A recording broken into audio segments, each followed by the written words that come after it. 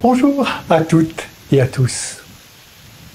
Qui est-il vraiment, cet homme nommé Jésus, qui enseigne dans le temple de Jérusalem?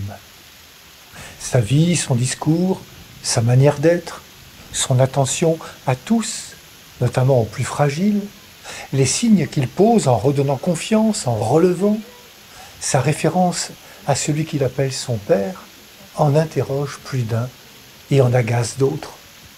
Quelle est belle sa mission au service de la personne, de toutes les formes d'intelligence, de la curiosité, du sens de la vie, de la croissance de l'être. Dieu est ainsi, il s'expose par son Fils et se laisse trouver. Jamais il ne s'impose. Pour connaître Jésus, il faut passer du temps avec lui, il faut l'écouter et le suivre pour tisser une relation plus profonde avec lui. Qui est-il vraiment ? Des scribes affirment que le Messie est le fils de David. C'est en partie vrai.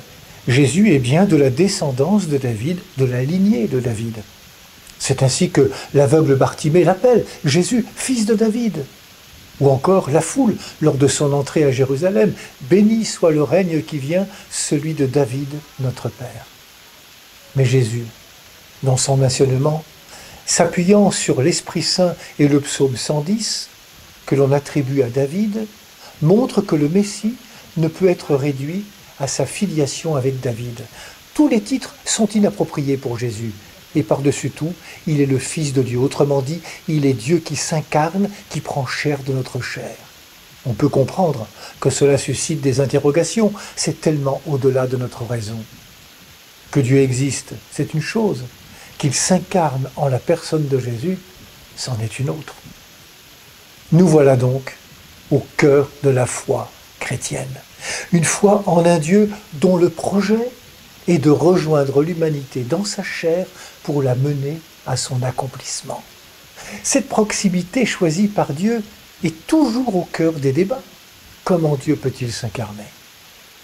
Si certains religieux ne veulent pas aller plus loin que leur présupposé, il est intéressant de noter qu'une foule nombreuse l'écoutait avec plaisir. Oui, comme la foule de l'Évangile, laissons-nous surprendre par Dieu lui-même. Bonne journée à toutes et à tous, prenez bien soin de vous et des autres.